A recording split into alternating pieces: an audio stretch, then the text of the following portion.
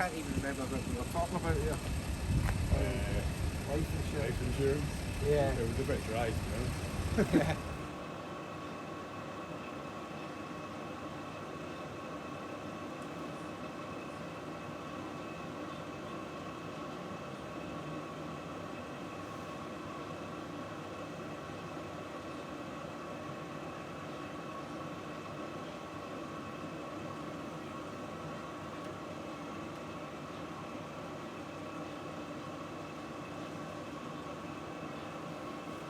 One of the reasons that I,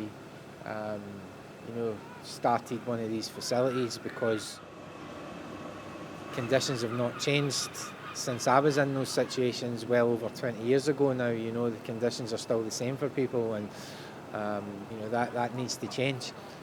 Like drug policy has failed for so long in the UK now that we need things to be done differently.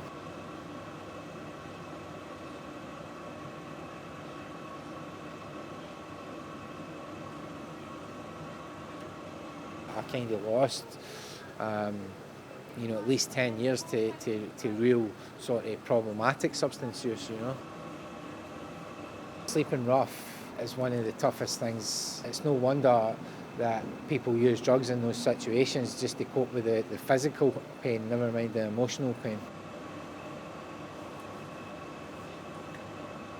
Well, I think that, there's definitely a link to adverse experiences in childhood, and trauma, and I certainly have some of those experiences. When I look at my own children now, I just think, there's no way. Like my oldest is nearly 10 now, and some of the experiences that I had already witnessed by his age, there's no wonder that as a child, I was looking to escape from those situations, like violence and physical and mental abuse and domestic abuse in the family home. So just typical, really, I suppose, of what would be regarded as adverse experiences in childhood.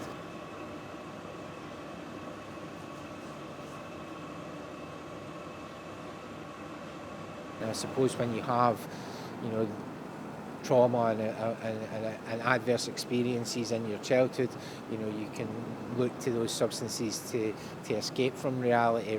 That was sort of how I thought the interaction with those substances went.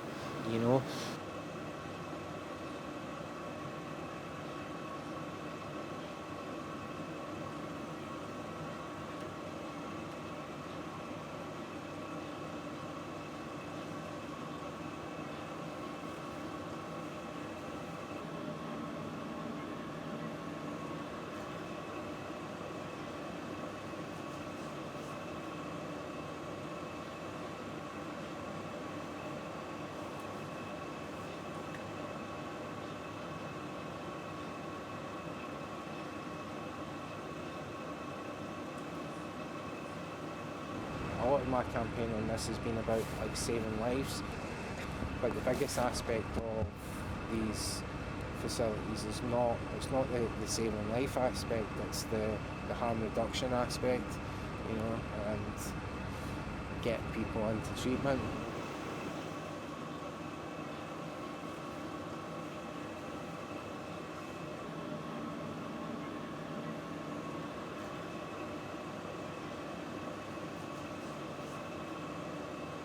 We send people to these big houses in fields in the middle of nowhere with no idea or understanding of what it is that they're going to, and then 3 months later we send them back to Easterhouse or Postle Park, to the same place that they've been before they went there, with the drug dealer 2 doors up the street from them. So I think we need to address that if we're going to spend a lot of money on rehab, which the government in Scotland has said that they're going to do over the next 5 years.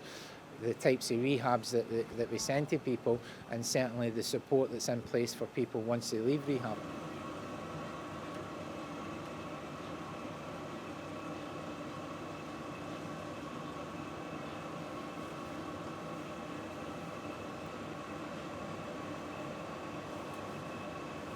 I don't really socially use drugs, obviously having a long time away from that lifestyle now, I can look back on my experiences of when I have used drugs and when I've been off drugs and I've went back to using drugs, that when I do go back to using drugs, whatever types of drugs those are, I don't use them on the same way as what my wife would drink alcohol. You know, she drinks a couple of glasses of wine and calls it a day. You know, whereas if I start drinking alcohol, I drink to get drunk. You know, I'm looking to escape that whatever reality that I'm currently living in if I'm taking drugs. You know, but at that point, I didn't realise any of that. You know, and it wasn't until I started to get to the rehab in Brighton where they started to allow me to make my own decisions.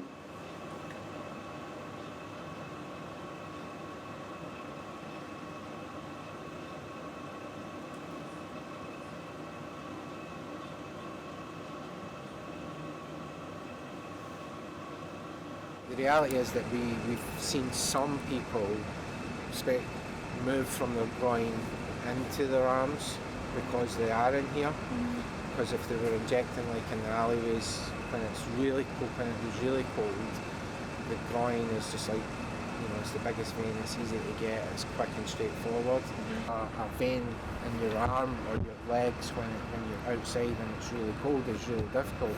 So being in the warmth helps with some harm reduction. But then you've got people who, doesn't matter, you know, how hot it is and how well lit and hot it is, that they've just, all their veins are gone. So the groin's only the last sort of place available.